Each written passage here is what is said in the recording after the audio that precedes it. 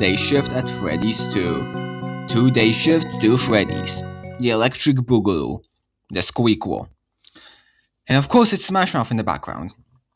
Anyways, the first choice is to select which ending I want to continue from. Since I don't think rotting in a suit for a week straight would be a very good use of everyone's time, I decided to pick the crafty ending. And as soon as we load in, we're introduced to Scott Coffin. Not the original Scott Coffin, who is not to be confused with the other Scott Coffin, or the guy who made FNAF. Good to see this game is following in the original's footsteps and making shit unnecessarily difficult. Anyways, this guy is like the old phone guy, except if he didn't have a stick up his ass at all times. We chatted for a little bit, he almost swore, already putting him ahead in my book, given the fact he knows how to scale a situation. While his predecessor couldn't even say the F word when I told him I murdered babies right in front of his ugly plastic mug. And I told him about my past. He was worried the cops would be after me, apparently forgetting I was already best friends with the entire Denver police department, at which point I proceeded to exploit his love for Foxy by telling him Santa has way too many results on AO3. He tells me about his rapidly advancing dementia, after which he uses his magical teleportation powers to bring us to the security office. I tells him for a bit about how great the office is and blah blah blah. I have a weird feeling David won't be joining us for another ride, so it's time to come up with a new name. I tried to do that for 3 minutes straight, going through every dead meme in my memory to find even a single one that's even remotely funny, before giving up and going below the rubble. Madpad, the Furious King, the Emperor Connoisseur, the murderous plastic gay rabbit of all time. He boosts my self-esteem and uses the word goons in the old meaning of it. At the other hand, I would be just as scared of a bunch of unwashed fat fucks with erectile dysfunction showing up on my doorstep as I would be of actual criminals. I told him about my very friendly relationship with the DPD. He told me that the LAPD hate them because Denver's police force actually being competent raises the bar and forces them to do more than just sit up on their asses and devour donuts like fucking Kirby or something. Anyways, a few more very regular questions later, he brings up the fact there's a monstrous and mysterious entity locked upside the music box, which honestly doesn't surprise me at this point. Upon being freed from phone Bud's clutches, I decided to look around the hall to see if they bothered to change the "You found nothing" message. Indeed they did, and I ended up walking with about 13 dead rats and a box full of bleach. We'll be eating well tonight, lads! After putting aside my thoughts for this great feast to come, I went to the arcade. After a largely fruitless conversation with the balloon child, I decided to play the arcade. Also, why does Dave get his own minigame and I don't? Who the fuck made this? Who put this here? Since established later on everyone hates this douche, why did they let him become a relatively major part of our marketing? Anyways, rant aside, I decided they were out first and then no longer did so. I shut down the corner. He would try, meaning that when Gregor actually showed up, I got one-timed by one of his goons before he even had a chance to get on screen. To try and get over my failure, I went to the kitchen, which was currently empty. I decided to try and club a rat, successfully genociding Ratatouille's entire lineage and subsequently getting sent to the hog after the big rat showed up and ate everything. I said I dedicated the rest of the day largely to goofing around. I used to slide in the kiddie corner, I made the lights on the show stage purple, as the epic reference to what happened as and was about to happen again. I got dementia and tried to get back to Kid's Cove for whatever reason, then went to the prize corner. Had a little chat with Matt. As it turns out, great minds truly think alike. Running through the pizzeria. Alright, what the fuck, I haven't even killed any kids yet. Even the game itself is confused. I tried to, as nicely as possible, shoot the piss for the way, and surprisingly it actually worked. In the safe room, where Dave was surprisingly not present, I listened to Phone Guy's tapes, which were pretty much the same shit as last time, except he found time to plug Matt's prize corner. Not even the realm of 1980s VHS tapes can escape annoying corporate sponsors. I went to the bathroom, realized I'm too broke to summon Jimbo the janitor, promised to return once I got enough cash, and spoiler it, never stepped foot there again. While looking under the shit-stained urinal, I found Bunny's face and history repeated once again as I rushed backstage to return it to him. Specifically, though, I forgot the backstage as, behind the fucking stage, and my dementia struck again as I continued to wonder across the southern half of the pizzeria, highly confused as to where the busted ass animatronics could be. I decided to bob Freddy's nose, triggered his PTSD, and got bit by a raccoon who is illegally occupying the music box. I wonder what it's eating in there. Wait a minute.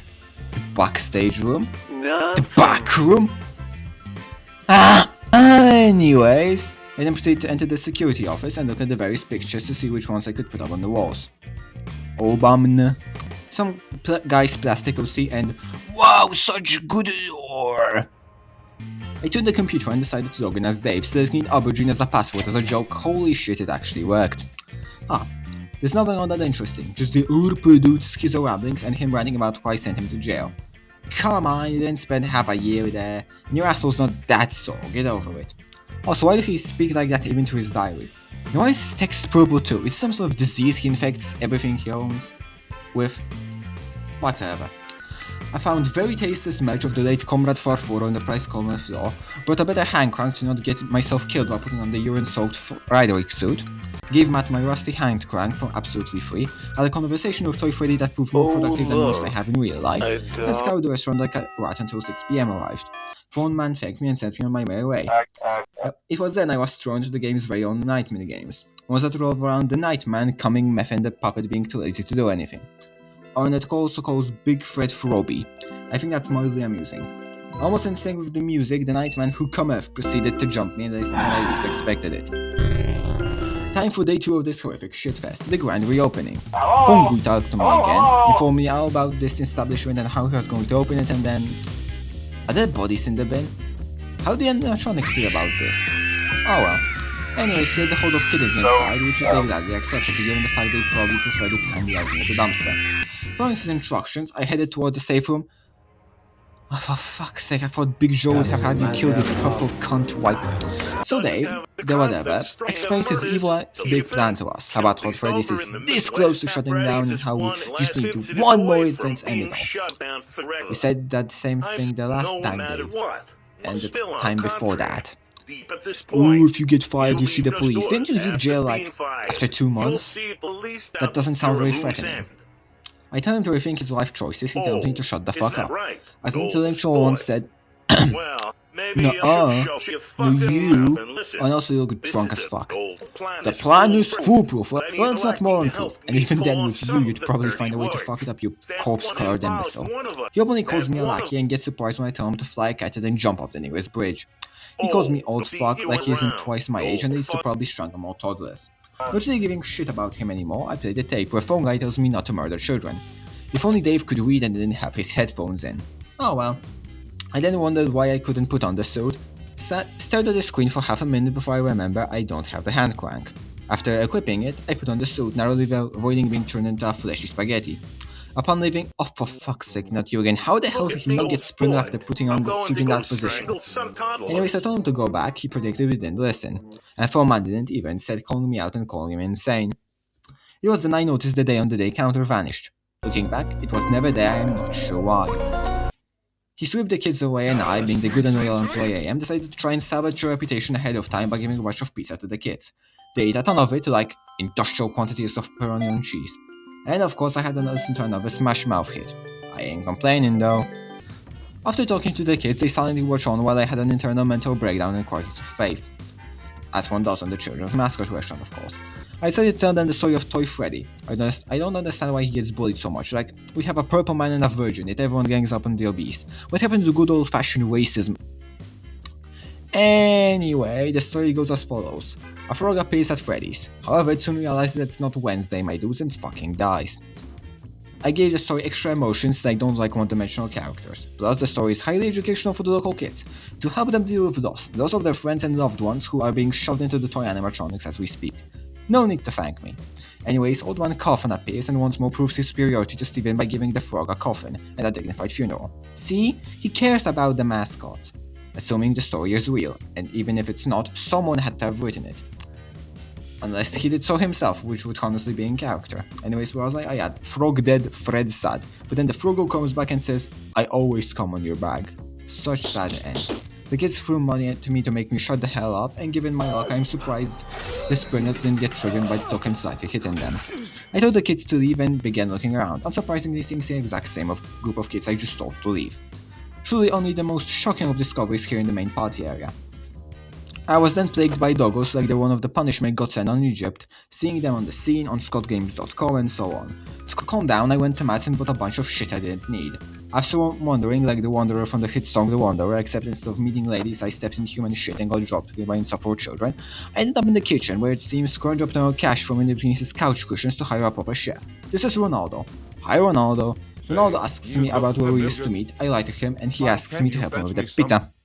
On my way to the exits, I try to help Mango. However, unfortunately for all my skills, an engineer I am not, so she just ends up in an even shittier state than before. Oopsie daisy. Before phone bill can yell at me and dock my pay, I hastily evacuated. The outside is now a proper room we can access on the camera instead of just being another option. I saw an unfunny 2015 fangame reference, told it to go peddle its papers, then it vanished. Fungi, who hates old FNAF fandom stuff, rewarded me for this with a grand total of 50 tokens. Thanks, I didn't know you're also a FNAF 2 movie fan. We further bond when it's revealed he has a similar to do to smoking as I. I grabbed the ingredients and gave them to Ronnie D. It was the moldy base because this place runs on nothing but short-sighted costuming measures and quickly went to deliver the pizza to the customers. Fungi wasn't very happy with this, as apparently there is such a thing as too cheap or a cheapskate at Freddy's, and as he gave me my first warning, quite sad not gonna lie, but not to fear I was gonna redeem myself in his eyes soon. How? Well, I tried to give BB batteries, but for some reason he refused to take them. What, do you want them delivered by a carrier, little punk? Eh, whatever. I'll deal with him later. Since I'm already here, I guess I might as well play some breadbare. I messed with the machine and made it run on RPG mode, which I soon noticed it did more than give everything a shitty tint and play the Boulevard of Melted Beans in the background. Am I in hell? Probably. Either way, the game went not much better than last time. I blame the lag. But seriously, why do I suddenly suck at the game now? Beforehand, in the last one I was doing very well. Oh well. I said to try and fix Mangle again. This is her fault for knowing in my path, by the way. Once again, it did not make things any better. However, I am no quitter and thus decided to try and help again to... You know, maybe I should be one. Sorry, trash pile, guess you were left in that post for the foreseeable future. Once 6 arrived, I talked with Fungi. He kind of, but not really, apologized for ignoring me and told me we'll talk about this tomorrow. Before going home, I heard a very strange noise coming from the prize corner and, having absolutely zero survival skills, decided to follow it. Upon coming in, the box talked to me and told me to meet it tomorrow behind the bike racks. This can't be good, can it? Did a minigame, after what sounds like very exhausting day, but the music box proceeded to shit out the pulpit. My mission was simple: give gifts. And by that I mean give the robots their children's corpses. Doesn't sound quite as romantic as say a box of chocolates, but to each their own, I guess. Anyways, for the next few minutes I proceeded to shove the dead kids into the various animatronics, making them possessed too. Damn, imagine being stuffed into Balloon Boy. Or Mango too. That would kinda suck. Well, I mean all of them would, but you get the point. By the way, as an intermission, sorry for the semi-random stops in gameplay from time to time. I sometimes had to pause to take short notes the script is based on. Hope you can forgive me for that. I try to do my best to remove them in editing, but I'm fully aware that it very well might not have worked 100% of the time. Wednesday, Frog returns! I talked with Phone Bloke for a little bit. He complimented me on coming back to work and not being, dead. I remind him I worked in Colorado and he tries to go tripping for standing right behind bars. In spite of that, he later admits they fucking tried to crucify him.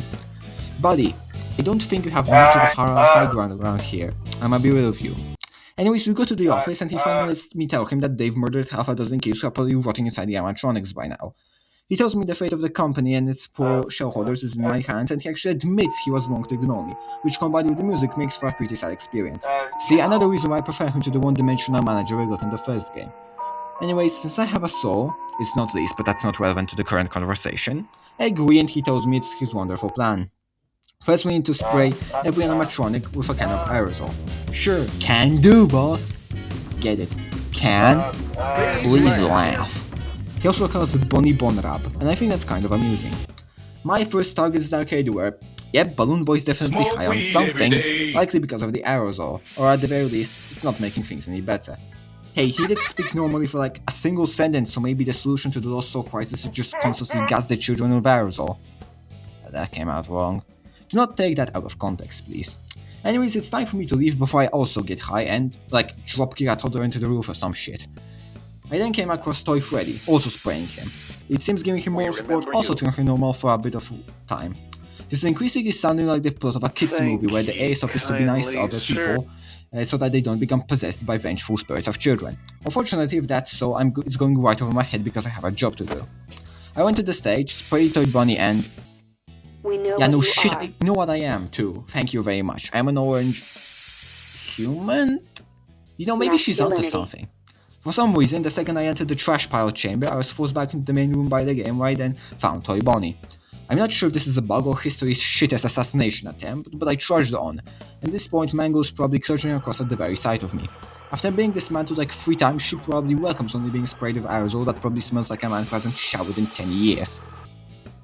For my task being done for the time being, I returned to Phone Goo, who actually paid me for doing his bidding. Some of you viewers might see this as shush money. I, on the other hand, see this as adequate compensation, given the fact corporate itself clearly doesn't fucking pay me, not even in fast tokens. After I drank the invisibility potion, I once more looked at pictures made by children. I think that was the man in front. Bread Bear, Black Friday, and Buff Phone Guy. I put up the last picture not because I'm a simp or intimidated by the homoeroticism of it, but because I want to actually have something in the damn hallway for once. With that situation done and over, I began to fuck around with the company's security monitors and found O'Donnell. For some reason, I feel like a sleeper agent being activated. Still, good for the old timer to have found his way here, or not he'll probably be stuffed into Freddy Fazbear in the 87th bite this week. I went shopping at Mart's and noticed I still have a rotting pizza in my inventory. Cool, I guess? I think it's just stuck there now, forever. Hey, a snack on the go! Cool. I tried to give Toy Bonnie his guitar back, but for some reason, in spite of having bought it, I was barred from doing so. I think this is meant to stop people from getting the good ending while also giving the puppet a restraining order, but still, it feels like the game is rigged from the start. Which was a guitar solo, damn it, and the only know how to play Rick Astley songs. I went to the Kids Cove and began fishing in the ball pit. On my second attempt I got the doggo, which for the uninitiated is an extremely rare item to get and necessary for the hardest ending in the game, doggo ending. That said, I don't want it, I don't want to come, and I do not trust this freak of nature. As such, I told him to piss off. Yeah, that might have been a bit excessive. The old Fisher Consequences decided to challenge me to battle, thankfully one less difficult than the one against Freddy and Foxy last time. So I defeated him without much issue, he got angry and exploded. Bob, you should represent the Doggo King, not the Doggo Islamic Republic. I tried, again, to give this blue shitwad his guitar back, which didn't work no matter how hard I tried. I eventually gave up and left. I whacked some rats and wasn't sure if I even got paid due to the token counts were breaking when I entered the minigame. In the end, I did get paid, but at this point, I might as well not have. I talked to the phone guy and went home, awaiting the next task? Task? Among Us! In the minigame, the puppet told me to SAVETHEM, leading me to Dave instead of actually dealing with him herself, the lazy shit. As expected, given the fact he was 100% prepared and I'm still an unarmed pile of scrap, I got Dave to without any serious effort on the purple eggplant spot. Old spot? That's Fred Fazbearrington, not MatPat, you blind pile of mucus. Anyways, Thursday, new day, new me. And not really, same old mostly. As every other day, this one started with me conversing with Phone Bone. I was actually sincere in being happy to see him again, and I decided whether it's use medical syringes than ever speak with Steven again.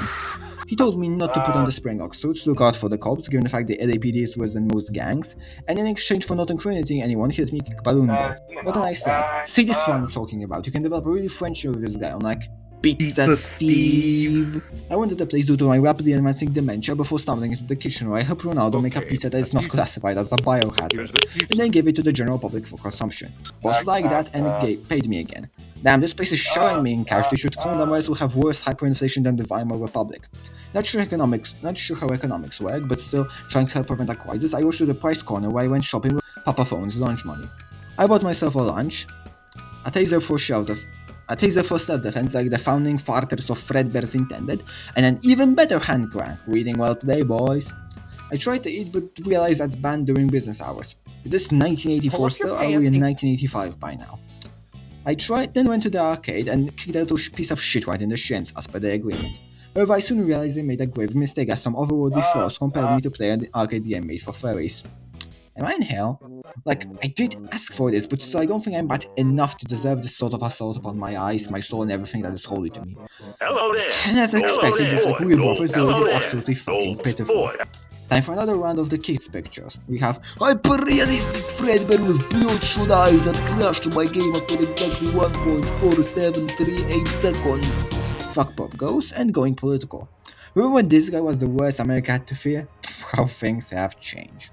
In the main room, Freddy yells at people to ask them if they're enough entertained. So nice of him to care about the experience of our customers. I don't get why he's all locked in the back room. I then went to the price corner and, looking Matt dead in the eyes, ordered 11 pizzas. I think Oldsport might not go to work tomorrow on account of suffering a fat-induced heart attack, but at least he'll be free from this dead-end job. For real though, I was worried about having to fight something at some point and wanted to have an actual healing item for when, if, that happens. The strange marionette wants to groom me in the arcade when nobody's watching. Yeah, I'm not letting that happen, stay in the box, little buddy. I told Matt to keep a close eye on it in case it ever wants to leave and departed. I might have burnt through almost all of my net worth, being left a single token and a bunch of stuff that will wait to use through that week, but it was 100% worth it. Well, on stage I tripped and came across 40 tokens, which would be the right choice. I came across the LAPD in the hallway, at which point the crooks tried to have me arrested for killing 5 kids at one time. Come on, I was like, 3 months ago, get over it, you old Oh, ballsack. that's I right. threw him some coins, and thankfully, being a self-stylized corrupt Fine, cop, he fine. accepted the comically You're small lucky I'm bribe. a He also called me a See fuckface. you around. Yeah, sure, but they'll make sure Fuckface. your baby cousin is stuffed into low-faced toy chica and subjected to horrific scenes become beyond the comprehension of his feeble mind. On my way back to the office, I interacted with Toy Chica who, as it turns out, saw my folder of stuff on the company PC.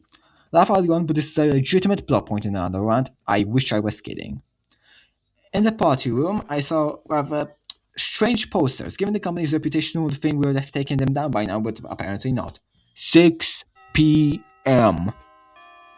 I had a touching conversation with Phone Guy, making it even sad that we won't get to interact in the third game. He said MatPat was a good person, which made me regret putting in MatPat as the name. It's a deeply emotional moment, and maybe I should shut the fuck up and let you enjoy it in peace.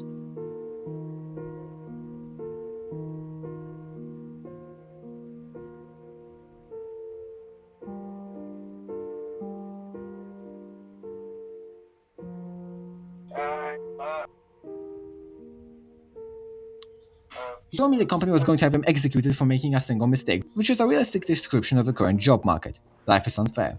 And if before Phone Guy is killed and subsequently turned into some sort of unholy merger by the greedy assholes in charge of the company, we need to tie up a few loose ends. One of them is purple.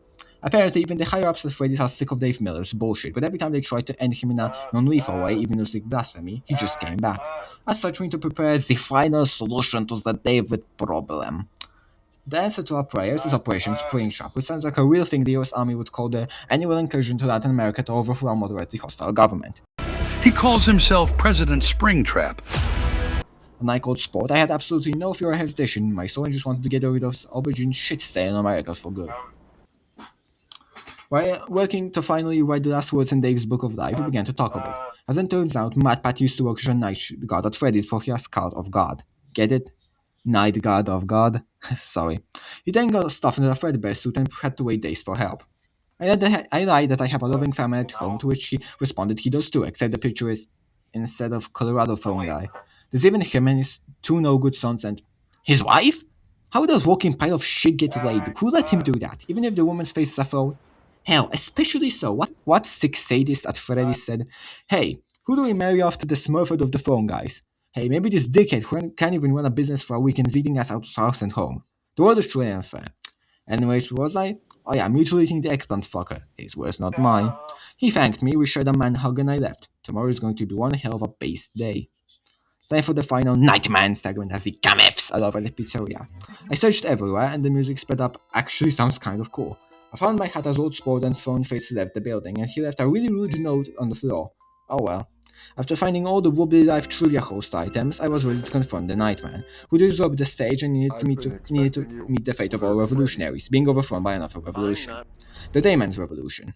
After the monologue, we fought, and wow, he's weak as hell. Still interesting enough to not leave me comatose, so just hard enough for my liking. After I melted his beams... Get out of here, you sack of shit. Wow, actually fire dialogue. I used to hate this plot, but this is actually absolute cinema. I'm legit sorry for being a clueless Dayman hater and revoke what I said in the last game about the cops being games being better. I watched the TV, which is very depressing. I entered my bedroom, which is equally so, and full of Easter eggs. I woke up, put on my orange makeup. Wait, does this man fucking naked all the time aside from my trademark security badge? Now I kinda get why the cops instantly racially profile me. They've been flashing everyone inside this establishment for all along. I've been flashing everyone inside this children's establishment all along. Upon arriving to work, Philman informs me that I always come back and that Dave has breached containment and is currently in the safe room. He tells me to give him a false sense of security, but also that she checked the damn thing to make sure I don't get Springlock again.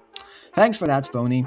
It's at the safe room I find Dave, that insufferable shit stain. He begins to tell me about yada yada, I don't have a soul and whatnot. Yeah, and does that make me inferior somehow? I get why nobody wanted to adopt you. Anyways, the aubergine fuckface continues calling me a husk or whatnot, despite the fact that the end of the film gave me see a literal organless zombie. So he's literally in the same situation as me, except without any friends or purpose in life. He then insults Phone Guy because he's jealous of me actually getting along with him, knowing fully well that the only reason anyone will interact with him is to try and kill him like he's fucking SCP-682. I put on my piss bear outfit and left. It covers most of my screen, but I can still see somewhat fine. I then threaten Dave the Miller for what I hope to be the final time, and the second he begins dancing, the spring locks hit him. However, like some Looney Tunes style crap, he doesn't actually feel any pain until we inform him we're in the damn thing to blow. Either way, he breaks into the spring lock shuffle, which is far better than his usual answers. I wish I could, see it! So we drag him into the safe room. Even now, his addictions get the better of him as he asks for a cigarette. Aren't your lungs already ruined enough for your liking? Anyways, attack to Fong, I only agreed to let Ford and all the God of Thunder see Dave forever, since apparently crucifying Dave failed and made the Fazbear see off to paganism. We go back inside, Dave has really shown his true colors and has a disgustingly long neck. We lie to him with no regrets and then leave, never interact with his green pile of mucus ever again. Hopefully. Pongai tears up my contract, which is red, like the blood of the international proletariat, and we share a heartfelt goodbye, actually feeling somewhat optimistic for the future. He tells MatPat goodbye and we shake hands, departing from what will be the final time. It's been a pleasure, Red Phone Man. You'd make your old boss proud if he wasn't such a pile of trash and currently being turned into bacon to be put on moldy pizza bases. I then went home and... What the hell is this? This isn't the day, man. Honey, did you change the channel or something? This doesn't feel right. Anyways, we're stuck in a flashback where Orange Man is being spring-locked. In what might be our dying hallucinations, we hear the suit itself speak to us and begin glowing. Probably because it's more radioactive than Reactor 4 at fucking Chernobyl. He tells me about how Freddy sucks and he needs someone's help to put it out of business. He tells me he doesn't need my help to brutally murder anyone, with the kids pointing me toward, but instead he wants me to help them organize a birthday party to set them free. Gee, Freddy Bear, couldn't you have told me that before I murdered Dave in cold blood? Truth be told, I probably would have done it anyway. A box on his house. He also informs me I can't organize a birthday party. Isn't that like the whole USP of Freddy, is that you get to have a party with robots? I guess then fat fingers must be really getting annoying. I mean, come on, Wish I could deal. Come on, Lets what me can I... live, more like live as in a Terminator sense where my body rolls but keeps moving. In exchange I will be the errand boy. Unlike the plebeian cops at the Denver location, this suit understands Morse code. Just when I blink to promise to help the kiddos, he lets me live. Without context, this does look a legitimate horror minigame. Here, let me change the music.